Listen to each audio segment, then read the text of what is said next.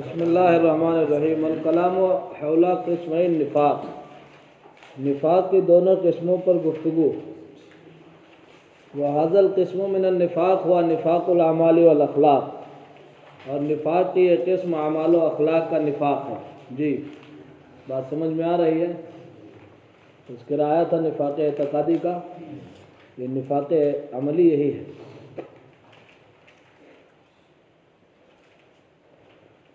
ولا يمكن الاطلاع على النفاق الاول بعد سیدنا محمد صلی اللہ علیہ وسلم، اور نفاق کی پہلی قسم پر سیدنا محمد صلی اللہ علیہ وسلم کی وفات کے بعد مطلع ہونا ناممکن ہے۔ ترجمہ سمجھ رہے ہیں؟ لأنه من امور المغیبہ، کیونکہ یہ امور مغیبہ میں سے ہیں، غیبی امور میں سے۔ ولا يمكن الاطلاع على مکنونات القلوب، اور دلوں کے بھید پر اطلاع ناممکن ہے۔ جب وہ آتی تھی، یعنی اب وہ کے ذریعے اطلاع ہو جاتی تھی۔ والنفاق الثانی کثیر الوقوع، شاہ صاحب فرماتے ہیں کہ دوسرا نفاق، یعنی نفاق کی جو قسم ثانی نفاق عملی ہے، یہ کثیر الوقوع ہے، لا سیما فی عصرنا، خاص کر ہمارے زمانے میں، خاص کر۔ تو آپ کا زمانہ کہیں پاک ہو گیا کیا کہ آب حیات پی لیے ہیں؟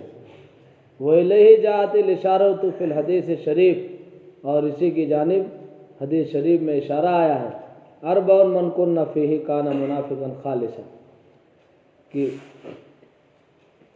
چار چیزیں جن کے اندر موجود ہوں جس میں، تو وہ پکا منافق ہے۔ کیا ہے ملک صاحب؟ اذا اؤتمن خان، جب امانت رکھی جائے خیانت کرے۔ واذا حدث کذب، جب گفتگو کرے تو جھوٹ بولے۔ واذا عاہد غدر، جب وہ معاہدہ کرے تو وعدہ خلافی کرے۔ جائز معاہدات، کیا جائز معاہدات؟ ارے سمجھو شیخ صاحب، یہ قید لگا دی ہے کہ کوئی غلط فہمی کا شکار نہ ہو۔ ہاں کہ ایسے معاہدہ کوئی بھی وعدہ کر لے تو سوچے ہر وعدہ نبھانا ضروری ہے۔ وَإِذَا خَاصَمَ فَجَرَ، اور جب وہ جھگڑا کرے تو گالی گلوچ بکے۔ ٹھیک ہے نا؟ یہ چار فرمایا کہ جس میں ایک ہے تو نفاق کی اس میں ایک خصلت موجود ہے، دو ہے تو دو موجود ہے۔ وقال ہم المنافق بطنہ وہم المؤمن فرسہ، نیز حدیث کا حوالہ دیا ہے انہوں نے، یہ شاہ صاحب نے، کہ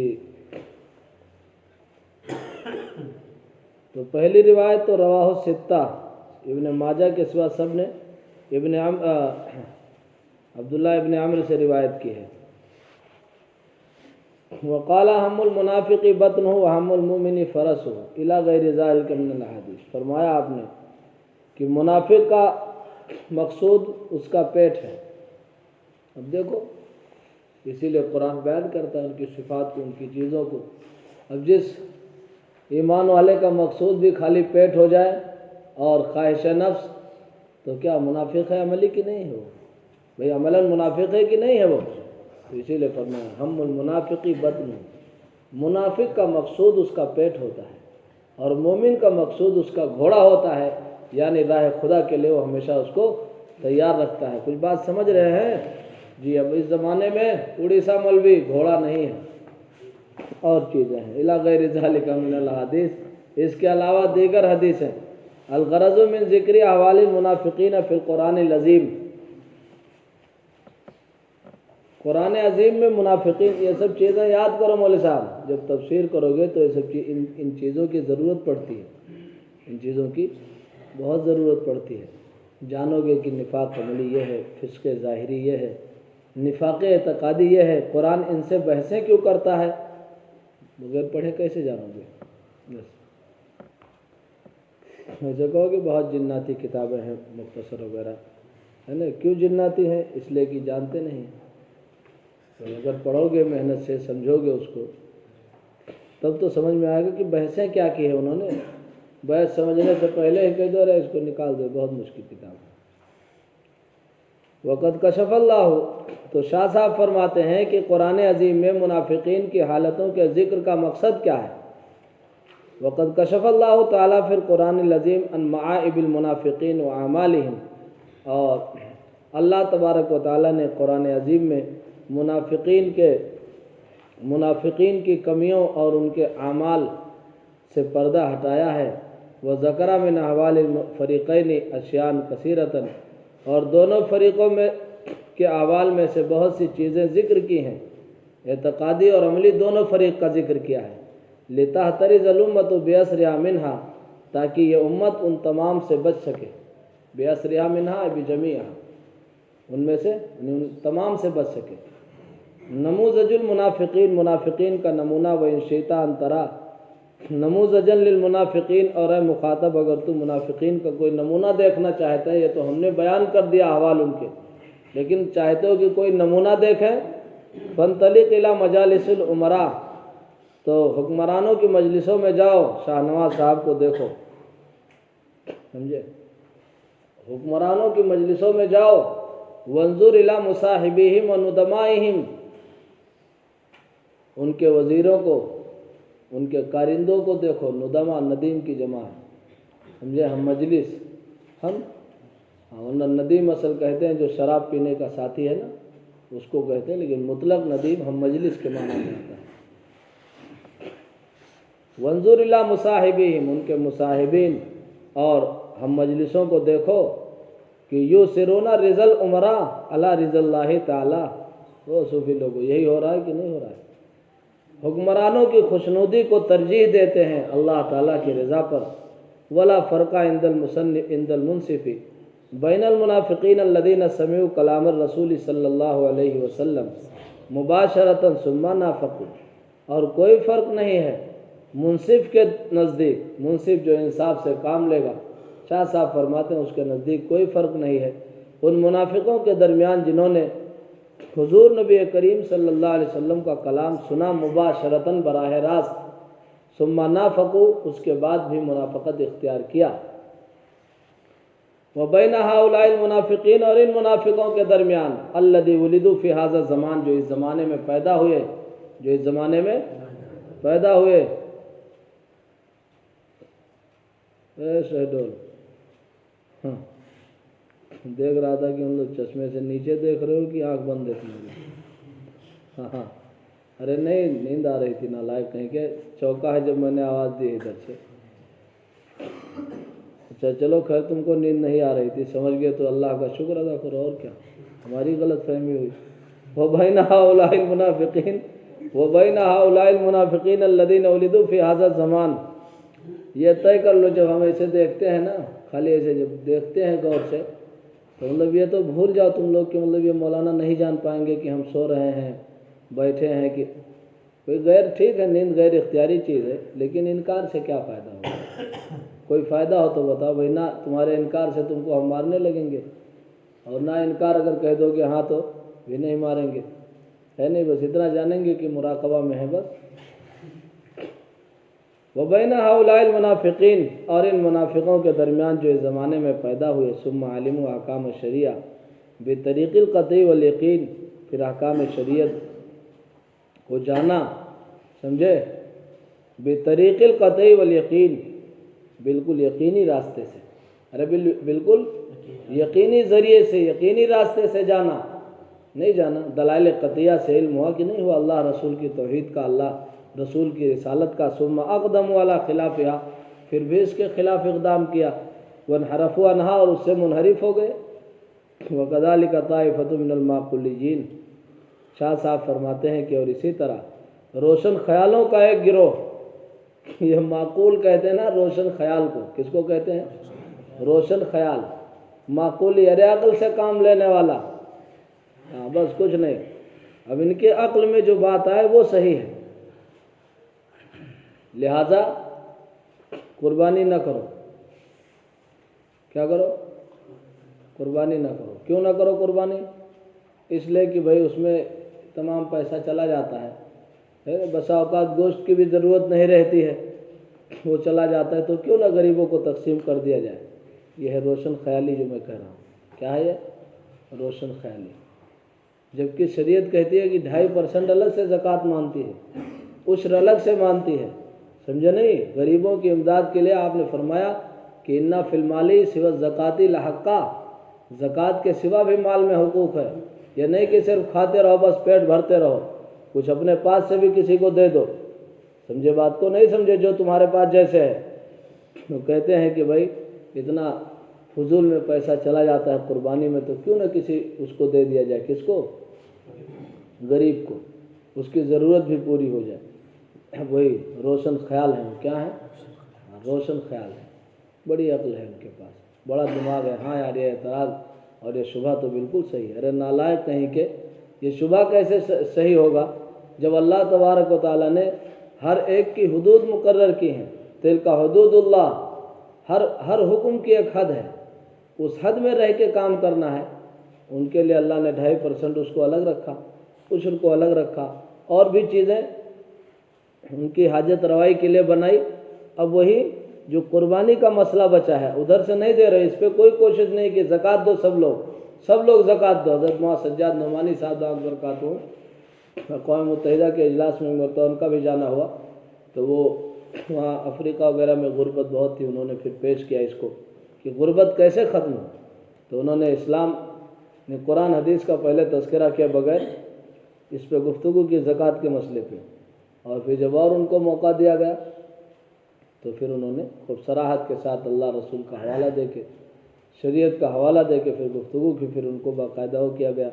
پھر وہاں بعد میں معلوم ہوا کہ ان ملکوں میں بہت سی، جو افریقہ کے بعض ممالک میں، افریقہ ایک بر اعظم میں بہت سے ملک ہیں چھوٹے چھوٹے، اس میں غربت بہت ہے، آج بھی بہت سے ملکوں میں بہت غربت ہے. تو وہاں باقاعدہ نظام نافذ کیا زکوٰۃ کا 2.5% کا حکومت کی طرف سے، اور پھر وہ غربت پہ کنٹرول ہو گیا. تو اللہ تعالیٰ نے الگ الگ چیزیں مقرر کی ہیں. اب ان کو چونکہ دینا نہیں، زکوٰۃ پہ نہیں محنت کرنی ہے کہ یار ہر آدمی زکوٰۃ دے، ہر آدمی جتنے روشن خیال لوگ ہیں وہ خود زکوٰۃ اپنی دیں. ارے بات سمجھ رہے نہیں سمجھ رہے؟ لیکن اس کے بجائے چونکہ اعتراض کرنا ہے نا، تو کہہ رہے ہیں کہ یہ ہے. ارے ہم کہتے ہیں پاگل، اللہ تعالیٰ نے یہی کہا ہے کہ اسی میں ہمیں اجر ملنا ہے، اسی میں ہمیں اجر ملنا ہے. سمجھے؟ یہ عجب ماجرا ہے بروز عید قرباں، وہی قتل بھی کرے ہے وہی لے ثواب الٹا. ارے سمجھا نہیں؟ تو جو اللہ کا یہ نظام ہے کہ بھائی ثواب اسی کو ملنا ہے اسی حال میں، تو بات ہی ختم ہے. دیکھیے وہ ارے تو سمجھ گئے معقولی لوگ جی. ہاں دیکھو دین کی ہر بات یعنی معقول ہے، غیر معقول کوئی بات نہیں. لیکن اب اس کے لیے ضروری نہیں کہ آپ کی کھوپڑی میں جو بھیجا ہے اس میں وہ بات آ ہی جائے، ساری حکمتیں علتیں آپ کے کھوپڑی میں آ ہی جائیں، ایسا ضروری نہیں. یار آپ کی کھوپڑی تو بہت تھوڑی ہے. میں نے کہا تھا نا کہ بھئی 3 سے 4% دماغ یہاں کھلتے ہیں. سائنس والے بتاتے ہیں کہ بھئی اس سے زیادہ آدمی کام ہی نہیں کرتا ہے، سمجھے نہیں؟ اور بہت سے لوگ جب یعنی وہاں جنت میں جائیں گے تو کہتے ہیں وہاں 100% دماغ کھل جائے گا. سمجھے ہو بزرگ؟ ارے بزرگ صاحب سمجھ رہے ہیں؟ ارے بزرگ آدمی ہیں. دیکھیے وَكَذَلِكَ طَائِفَةٌ مِّنَ الْمَعْقُولِيِّينَ، اور اسی طرح روشن خیالوں کا ایک گروہ، الَّذِينَ تَمَكَّنَتْ فِي خَوَاطِرِهِمْ شُكُوكٌ وَشُبْهَاتٌ كَثِيرَةٌ، جن کے دلوں میں بہت سے شکوک و شبہات بیٹھ گئے ہیں. وَنَسُوا الدَّارَ الْآخِرَةَ، دار آخرت کو بھول گئے. فَهُمْ أَيْضًا نَمُوذَجُ الْمُنَافِقِينَ، تو یہ بھی منافقوں کے نمونے ہیں. تو یہ لوگ بھی منافقوں کا نمونہ ہیں. القرآن کتاب کل عصر، قرآن کریم ہر زمانے کے لیے کتاب، ہر زمانے کی کتاب ہے. کتاب ہدایت قیامت تک کے لیے ہے. جب سے قرآن نازل ہوا قیامت تک یہ کتاب ہدایت ہے. ایسا نہیں کہ بس اب تو لوگ اڑ کے چلنے لگے، ہے کہ نہیں؟ تو اب اس میں تو نہیں تذکرہ ہے اس کا، کیا کریں؟ نہیں، شاہ صاحب فرماتے ہیں کہ قرآن سمجھے ہر زمانے کے لیے کتاب ہدایت ہے. ایسا نہیں کہ ان کا تذکرہ تھا یہود و نصارہ کا، تو اب اس وقت کیا فائدہ ہوگا؟ وَعَلَىٰ كُلٍّ، بہرحال فَإِذَا قَرَأْتَ الْقُرْآنَ فَلَا تَحْسَبْ، اے قاری فَإِذَا قَرَأْتَ الْقُرْآنَ، جب تو قرآن پڑھے تو یہ ہرگز تو یہ نہ سمجھے کہ ان المخاصمۃ کانت مع قوم انقرضوا، کہ مباحثہ ایسی قوم کے ساتھ تھا جو سب کے سب ہلاک ہو چکے، انقرضوا ختم ہو چکے. کلا ہرگز ایسا نہیں ہے. بل ما من بلائن، کانا فیما سبقہ من الزمان الا وهو موجود اليوم بطریق الانموذجی، بلکہ گزشتہ زمانے کی سمجھے جو بھی مصیبت ہے وہ موجود ہے اس زمانے میں نمونے کے طور پر۔ ترجمہ نہیں سمجھ پائے؟ ما من بلائن کانا فیما سبقہ من الزمان، نہیں ہے کوئی ایسی مصیبت جو تھی گزشتہ زمانے میں، الا وہوا، وہی ترجمہ کیا جاتا ہے تو کہتے ہو ہاں ٹھیک ہے، مگر وہ موجود ہے اس زمانے میں نمونے کے طور پر، کما وردہ فی الحدیث الشریف، جیسا کہ حدیث شریف میں وارد ہے، لَتَتَّبِعُنَّ سَنَنَ مَنْ كَانَ قَبْلَكُمْ شِبْرًا بِشِبْرٍ وَذِرَاعًا بِذِرَاعٍ حَتَّى لَوْ دَخَلُوا جُحْرَ ضَبٍّ تَبِعْتُمُوهُمْ، جی کہ تم ضرور ان لوگوں کے طریقے کی راستے کی پیروی کرو گے جو تم سے پہلے ہو گزرے ہیں، بالکل ٹھیک ٹھیک برابر سرابر، ارے شبرم بے شبری، سمجھے، ذراعً بے ذراعٍ، گز گز، بالش بالش، تو وہی ٹھیک ٹھیک برابر سرابر، سمجھے۔ روایت میں حذو النال کا لفظ ہے، جیسے ایک جوتا دوسرے جوتے کے برابر ہوتا ہے۔ فمقصود القرآن الکریم، تو قرآن کریم کا مقصود بیان کلیات تلک المفاسد، ان مفاسد کے کلیات کو بیان کرنا ہے، سمجھے نہیں؟ اب جو بھی فساد، فتنے اور برائیاں ہوں گی تلاش کیا جائے گا قرآن نے اس کا کیا حل بتایا ہے، قرآن میں یہ چیزیں کیسے کہاں ملتی ہیں۔ لا خصوص الحوادث، نہ کہ لا خصوص الحوادث، نہ کہ خصوصی یعنی خاص حوادث کو بیان کرنا، یہ مقصود نہیں ہے قرآن کا کہ خاص واقعات بیان کرنا مقصد ہو، بلکہ وہ کلیات بیان کرتا ہے۔ کیا بیان کرتا ہے؟ اب جزیات ساری اسی پہ فٹ ہوتی جاتی ہیں، بات سمجھ رہے نہیں؟ جیسے انسان ایک کلی ہے اور یہ سارے افراد اس کے جزیات ہیں۔ ھذا ما تیسر علی فی ھذا الکتاب من بیان عقائد الفرق الضالہ، کہتے ہیں یہ چیز جو بیان کی ہم نے، کہتے ہیں یہ وہ چیز ہے جو میرے لیے اس کتاب میں آسان ہوئی گمراہ فرقوں کے عقائد کے بیان کے تعلق سے، والردود علیہا، اور ان پر رد کرنے کے تعلق سے، وَأَظُنُّ أَنَّ هَذَا الْقَدْرَ كَافٍ فِي فَهْمِ مَعَانِي آیات الجدل، انشاءاللہ تعالی، اور میرا خیال یہ ہے کہ یہ مقدار کافی ہوگی آیات جدل کو کے معانی کو سمجھنے میں انشاءاللہ۔ شاہ صاحب فرماتے ہیں کہ جتنا ہم نے بیان کر دیا یہود و نصارہ، مشرکین اور منافقین کا جو تذکرہ کر دیا، تو اس نیت سے جب قرآن پڑھو گے کہ یہ مباحثہ کس سے ہے، تو اسی طرح دلیل بھی اللہ دے گا۔ یہود سے مباحثہ ہے تو ظاہر سی بات ہے توحید کے وہ قائل تھے، اب جہاں جہاں گڑبڑی کریں گے وہاں قدغن لگائی جائے گی کہ یہ گڑبڑ کیا تم نے، یہ گڑبڑ کیا۔ بات سمجھ رہے نہیں سمجھ رہے؟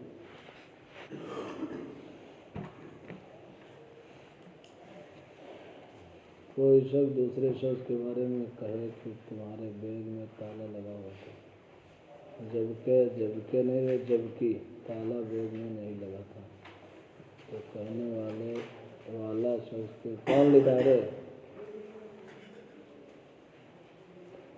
تو کہنے والے شخص کے ساتھ کیا کرنا چاہیے؟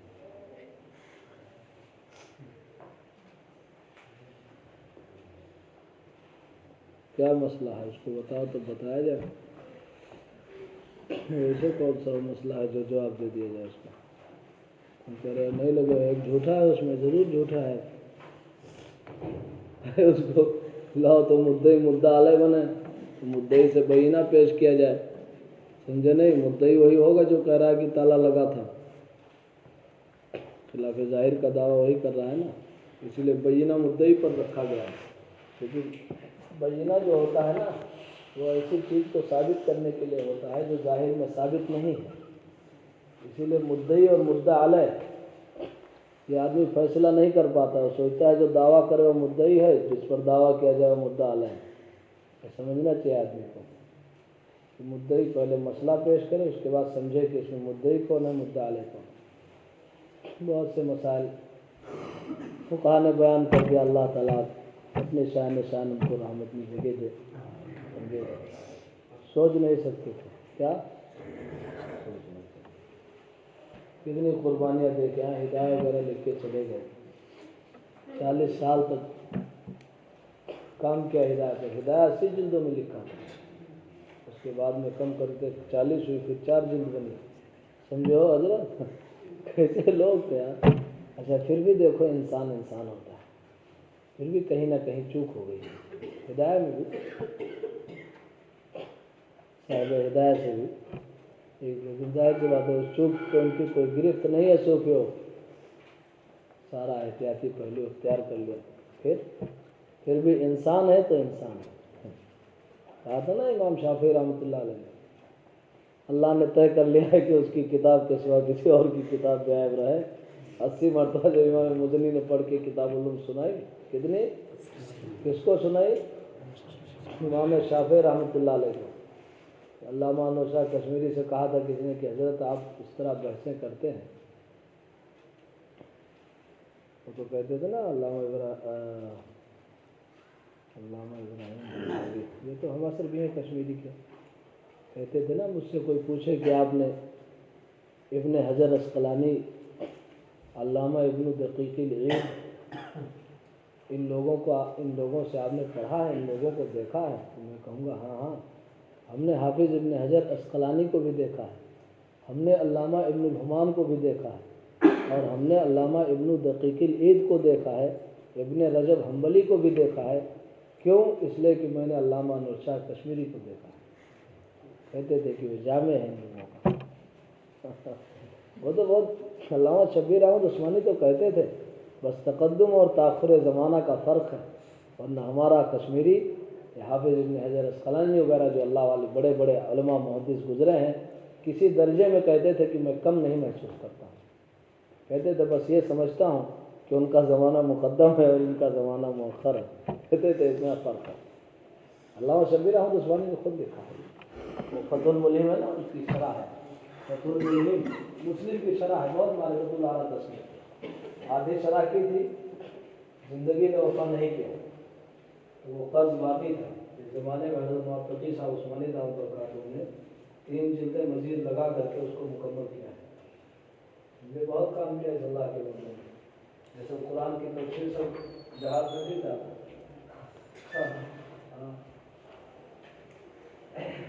کیا لوگ ہیں اللہ